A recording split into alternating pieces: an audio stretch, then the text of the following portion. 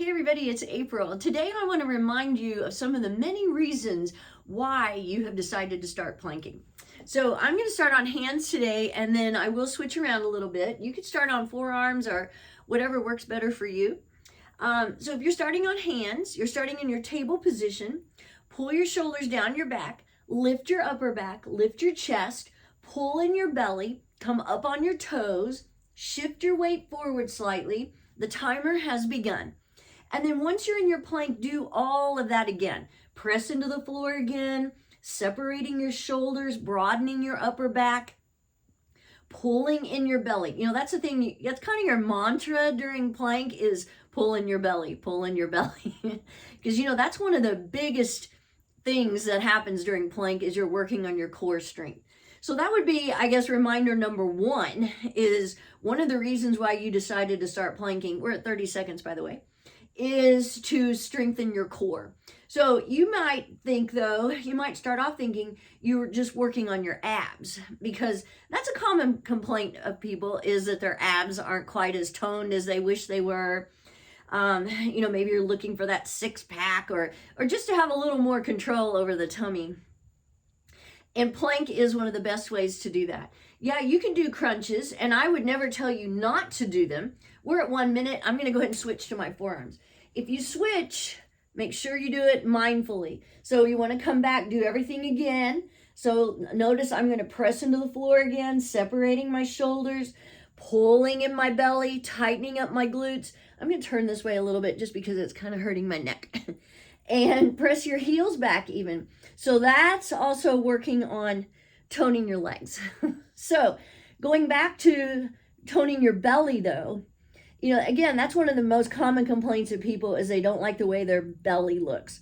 And especially it happens with women over 50, which I happen to be one of those women. And I know that after, I would say around 55 especially, was when I really noticed a little bit of a pooch.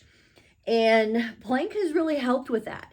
And so that's one of the great things about your plank. The other is when you're working on your core, you're also strengthening your lower back. 2 minutes, I'm going to switch back to my hands and lift a leg.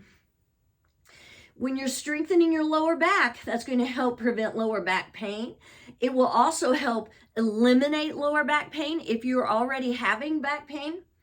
And so that core, I've said it many times, but it's that whole center part of your body. It's not just your abs. People tend to think when they say core that they're thinking about abdominal muscles, and that's not it. It's everything. 2:30, I'm switching legs. It's everything in that middle part. So think about you're strengthening your abs, you're strengthening your lower back, and so then it's just going to spread out from there. So because you're keeping length in your spine, you're working on your nice posture. Obviously, you're strengthening your arms and your shoulders, because even whether you're on your hands or your forearms, you're pressing into the floor and working on that strength. So we're at 3 minutes. I'm going to switch to my forearms, and I'm going to do side plank. So if you do side plank, make sure you stay lifted out of that bottom arm. Lift your hips. Press the sole of your bottom foot toward the floor. It might make it easier for you to bring your top foot in front of you, because this is a little bit of a balancing act. I think side plank on forearms is harder, but everybody's different on this. So if you want to switch to side plank on your hand, you can. 3:30. So even though it's harder, I'm still going to do it. Which brings me to another reason why you're planking. You are challenging yourself.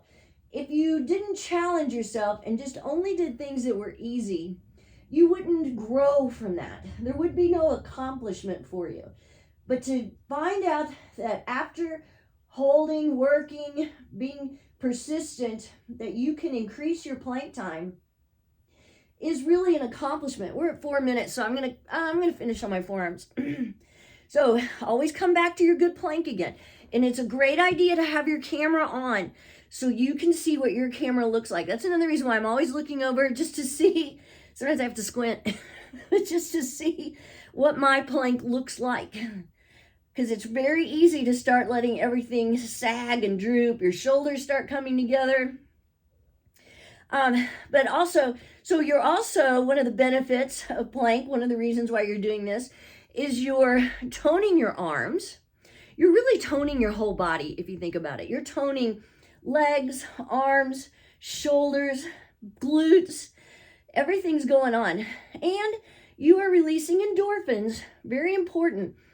Endorphins help improve your mood. They are a great mood booster. So even though you may not be in a great mood while you're planking, sometimes you may feel like you're hating life. We're at 5 minutes, by the way.